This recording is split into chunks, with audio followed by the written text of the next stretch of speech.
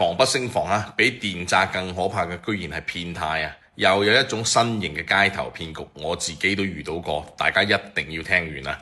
前段時間我行商場呢，有個大叔突然截住我啊！佢話：後生仔啊，我老花睇唔清卡號，唔該你幫手睇睇下，讀我呢張卡嘅卡號係幾多啊？咁你知啦，經常喺抖音拍揭秘騙局視頻嘅我啊，對陌生人多多少少有啲戒心啦，係嘛？我就話我都睇唔清楚啊，你一係揾商場嘅工作人員幫手啦。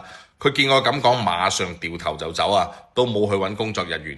呢個時候呢，我先發現佢手機原來係開住個視頻通話㗎。返到屋企呢，我上網一搜啊，先知道原來有一種人面識別嘅騙局啊。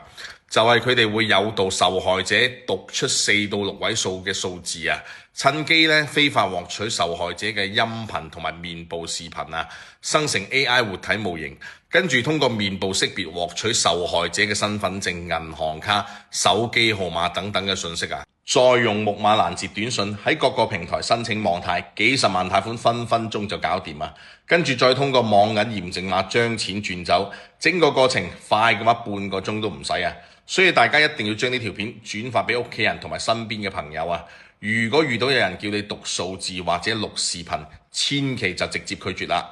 就快過年啦，大家一定要提高警惕，避免呢個財產損失啊！關注我係何老師。